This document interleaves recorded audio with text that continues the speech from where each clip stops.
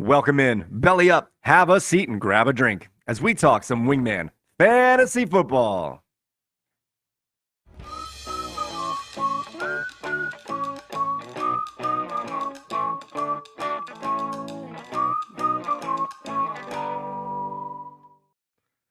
Welcome into another edition of Wingman Fantasy Football, the League Podcast. I'm your host, Michael Furley, and as always, I'd like to thank all of you, or any of you who may be watching or listening to today's show. This is episode 65, Week 9 Rewind. But before we get any further along, let's make sure that everybody is in the room. Wingmen assemble! All right, now that everyone is here, let's go back and rewind Week 9. Let's go back!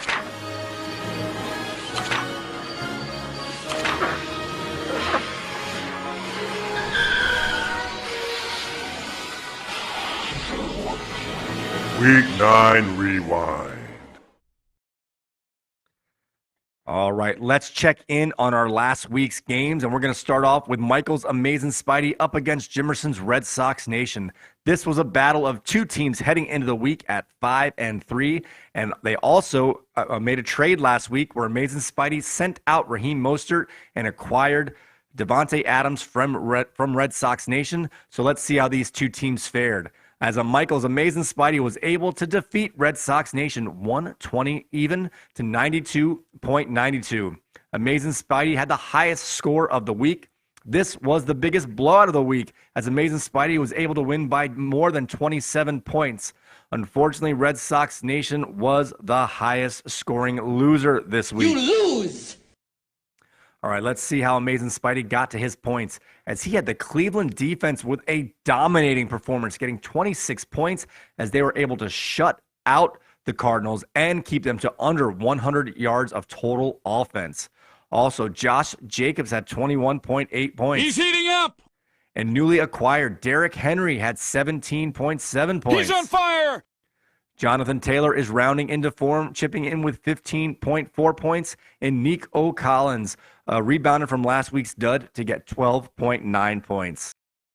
Unfortunately, newly acquired Davante Adams made the dud list this week, as he only had 5.4 points, and that is now 4 of the last 5 games that Davante Adams has been on the dud list.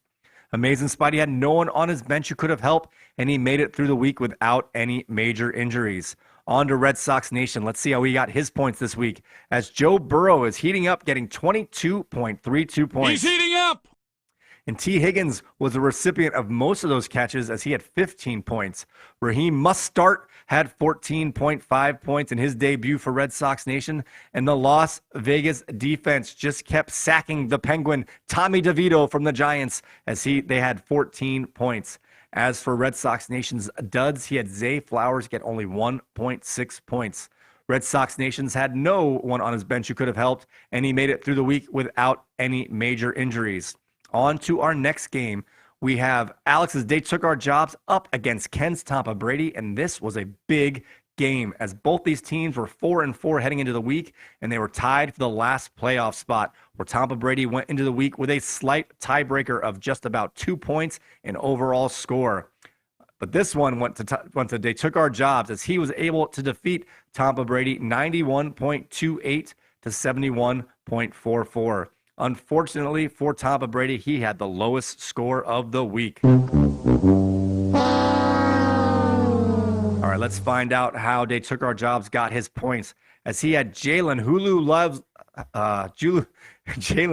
Hulu Has Live Sports. Wow, I butchered that. Had 25.88 points as he keeps chugging along. He also had Amari Cooper catch a touchdown off the helmet of a defensive lineman to get 22.4 points. And Jacoby Myers chipped in with 12.9 points. Bijan Robinson has made the dud list once again, getting only 6.9 points. And They Took Our Jobs had no one on his bench who could have helped. And he did have a minor injury, as Jalen Hurts had a knee injury. He left the game very briefly, was able to return, but he has tweaked that knee injury 2 weeks in a row. Oh, no! The good news for Hurts is that the Philadelphia Eagles are on bye this coming week, so he's going to have an extra week to rest up that knee. All right, let's check in on Tampa Brady's scores, as he had newly acquired from the waiver wire. Gus Edwards gets 17.2 points. He's on fire. And Christian Olave chipped in with 13.6 points. Unfortunately, he had a couple big-name duds, as Justin Herbert, newly acquired quarterback, had only 7.14 points, and Jamar Chase only had 6.1 points. As for players that were left on the bench that had some big games, he had newly acquired quarterback off the waiver wire, Josh Dobbs, who was traded last week from the Arizona Cardinals to the Minnesota Vikings, had 28.82 points on the bench. And he's heating up. And Najee Harris had 14.6 points on the bench.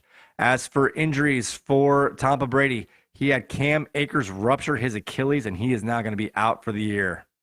Oh no! He also had Jamar Chase, who had a hard fall in the first half, has a bruised back. I'm not sure if he's going to lose any time, but definitely you're going to want to keep tabs on his practice reports going into this week's games. On to our next game. This was a divisional game, and of Corey's Mac Daddy 2's up against Team B. I'm Cuban B. Yes, Cuban B. This was Mac Daddy 2's first divisional game of the season, and he was able to get the win, defeating Team B 86.38 to 80.08. Don't look now, but Corey's Mac Daddy 2's has now won 3 in a row.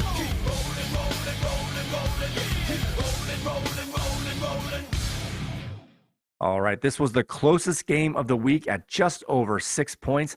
And unfortunately, Team B has now lost 5 games in a row. You're as cold as ice.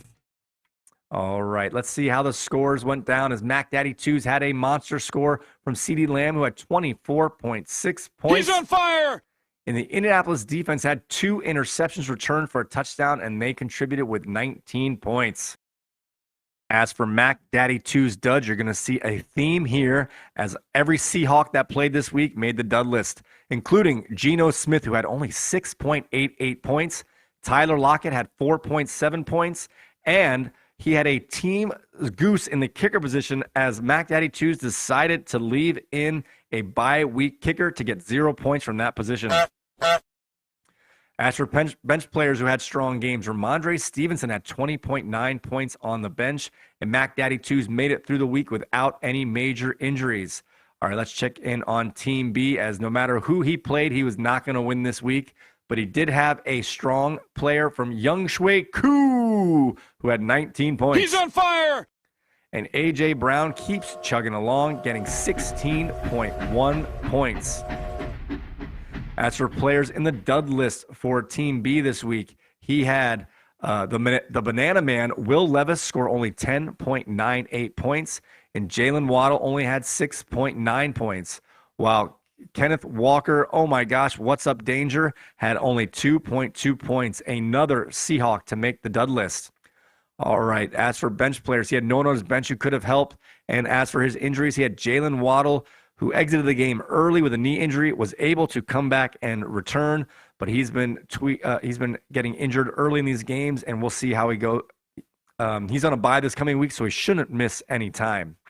On to our next game. We have Reggie's Lions up against Katie's King George, our division leader, and this was a major upset. Average Joe's wins in a shocking upset. I feel shocked. Lionized was able to defeat King George 111.96 to 86.28. After starting off the season 0-5, Lionized has now won 4 in a row.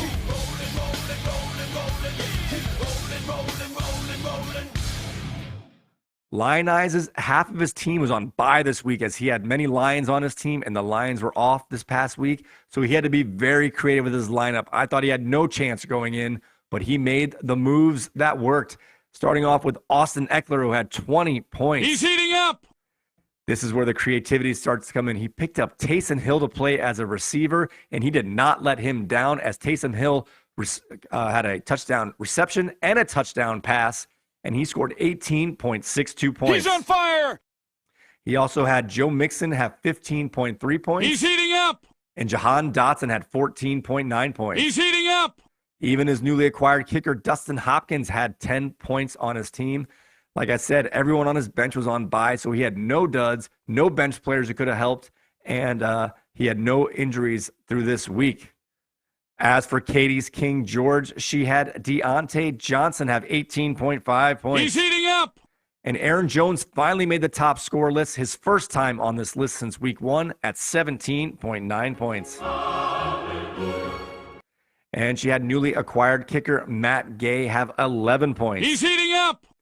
Unfortunately for King George, this is her first 2-game losing streak of the season.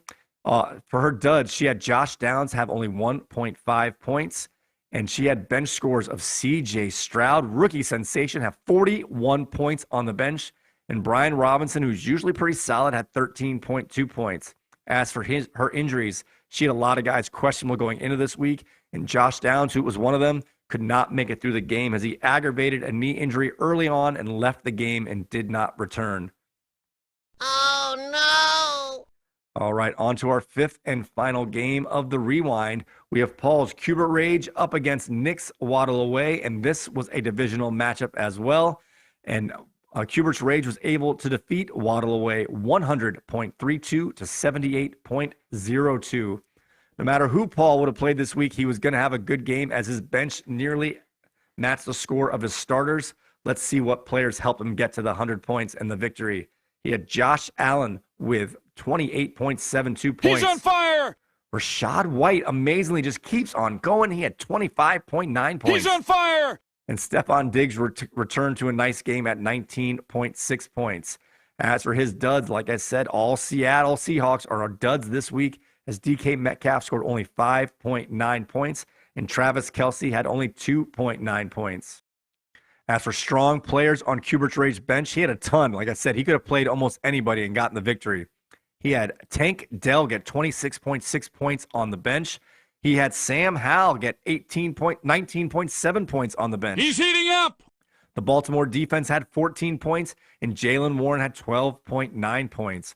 As for his injuries, he had a pair of receivers leave the game late in the game as TJ Hawkinson had a rib injury and Treylon Burks took a monster hit, and he is now in the concussion protocol. Oh no! As for Waddle Away's players, he had no one who really of note this week, as his best player was his kicker, Justin Tucker, at 14 points. He did have a dud of DJ Moore at 5.9 points, and he did have a strong player on his bench, Dak Prescott, who had over 25 points for the second straight week. He's heating up. As for his injuries, he had Dallas Goedert, who broke his arm and is probably going to go on the IR and miss several weeks. Oh no! He also had Christian Watson, who's dealing with a multitude of minor injuries, had a chest injury, and we'll just have to check the practice reports to see if he misses any time going forward. Oh no! All right, guys, let's check in on our Goose-O-meter. I'm just cruising along. All right, guys, we have one new goose, and this was a voluntary goose, as Corey's Mac Daddy 2s decided to rub it in Team B's face, let him know that he could beat him 7 versus 8, and he took the voluntary goose from the kicker position. All right, guys, let's check in on the standings, as there was some movement this week. We have a new team at the top of the standings, as Amazing Spidey and the division leader for the even division is now in first place at 6-3. However, he is in a 3-way tie record-wise with Cubert's Rage and King George, and Cubert Rage jumped to the top of the odd division leaderboard, so he's in second place while King George is in third.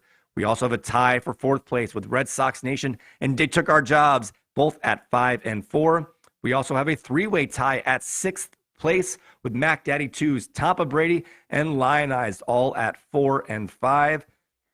Lionized is behind in points, as the division record only is the tiebreaker for the top of the division.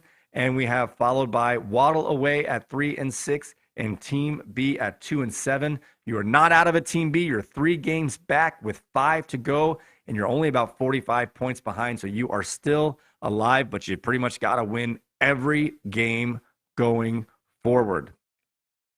All right, guys, we have a new segment this year. We're going to go look at our Wingman Fantasy Football Trade Watch. Buy. Sell. Wingman Fantasy Football. Trade Wise. All right, last week we had 2 trades, and Amazing Spidey was involved in both. Our first trade was Amazing Spidey sent out Raheem Mostert to Red Sox Nation for Devontae Adams. And if you take this trade by itself, you had Devontae Adams scoring 5.4 points and Raheem Mostert scoring 14.5 points. So that is a differential of plus 9.1 points in favor of Red Sox Nation if you look at this trade all by itself. On our other trade, Amazing Spidey, who acquired Derrick Henry and Tajay Spears from Tampa Brady in exchange for Justin Herbert and Dameon Pierce. The players that were in the starting lineups, they each put one of these players in their starting lineup, and Amazing Spidey had 17.7 points, while Tampa Brady had 7.14 points, giving Amazing Spidey a plus in this one at just over 10.5 points. Now, the way I look at it, and from my perspective, is I did this as a group trade. I was not going to trade the Derrick Henry one unless I knew I could get a receiver. I didn't need any more running backs, but I was able to upgrade a running back and upgrade receiver in exchange for a quarterback who in this instance had a dud in his first week out. So let's check in. We're going to play a little game here. What if? What if we did or did not make these trades? And let's see if it would have changed any of our outcomes. We're going to start here with Amazing Spidey's what if. His new players that he picked up and played was Derrick Henry and Devontae Adams, and together they combined for 23.1 points. If he did not make either of these 2 trades, he would have kept in his lineup Raheem Mostert and Puka Nacua, and those guys together would have scored 19.2 points. So with the trades, Amazing Spidey gained 3.9 points. His outcome was the same. He would have won either way, as he won by well more than the 3.9 points. But we're just showing you here that he did improve his points. He kept the same outcome. So let's now check in on Red Sox Nation, who acquired Raheem Mostert in his lineup and instead of Devontae Adams, and that was a 9.1 positive differential with his new lineup for Red Sox Nation. The only thing I could have thought of as a potential here is if he didn't make the trade, maybe he would have sat Devontae Adams for Terry McLaurin. I don't think he would have made that move, but it's possible. So in that case, he would have only gained 4.7 points because McLaurin did better than Adams. But with the players that we're assuming here, he was plus 9.1 at his best, plus 4.7 at his worst. So either way, he was going to be up no matter what. But his outcome was still the same as he would have had the loss to Amazing Spidey. On to our next one, Tampa Brady. This is going to be surprising and maybe it will make you feel less bad about the Justin Herbert trade, Tampa Brady. So with his new players of Herbert, and he put in Gus Edwards for the Derrick Henry loss. I apologize there for the stutter. My alarm went off on my phone, which is my camera. So let me get back to where I was saying. So with his newly acquired players of Justin Herbert and the acquisition of Gus Edwards, who he put in place of Derrick Henry, those 2 players combined scored 24.34 points. Now, I'm making a lot of assumptions here, and I'm giving him the benefit of the doubt. But if he did not make this trade, he would have kept Derrick Henry. I don't think he would have played Gus Edwards over the receivers because Jordan Addison's been on fire. But he would have still needed to pick up a quarterback. So I even gave him the best scoring free agent quarterback from last week, which was Tyson Bagent. So if he would have not made the trade, picked up the best streamer possible, so Tyson Bagent and Derrick Henry would have had 41.5 points. So with his move, he lost 17.16 points, which stinks, but he lost by more than 19 points. So even with the bad move this week anyway, his win-loss record would have been the same. Of course, points are very important. I'm not saying that. But and the odds of him picking up Tyson Bagent were slim to none. So even with that, he would have picked up even less points. So 95% chance he would have lost no matter what. I hope that's that solace for you, even though it stings right now to have a dud in your quarterback position. So I just want to let you know what the what if game, if you didn't make the trade, what your outcome may have been. All right, guys, I do want to apologize for some of the stutters and pauses here. I've been coughing up a storm. I had my alarm go off. But anyway, with that being said, don't forget, you can find us on Spotify, Apple Podcasts, TuneIn Radio, and now we are on Google Podcasts.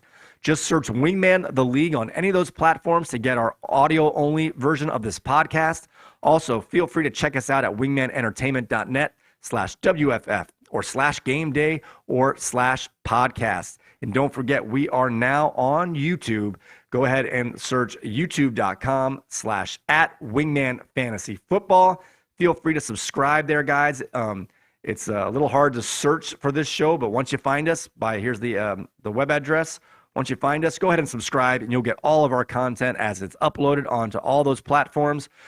Don't forget, if you leave a comment on any wingmanentertainment.net page, YouTube, any of the podcast page, and or Yahoo Fantasy Football, I will treat those comments as mailbags, and we will get those right into our next mailbag episode. All right, guys, with that being said, thank you so much for watching and or listening to Wingman Fantasy Football, the league podcast. May your glasses be full, your mugs stay frosty, and we will see you next time.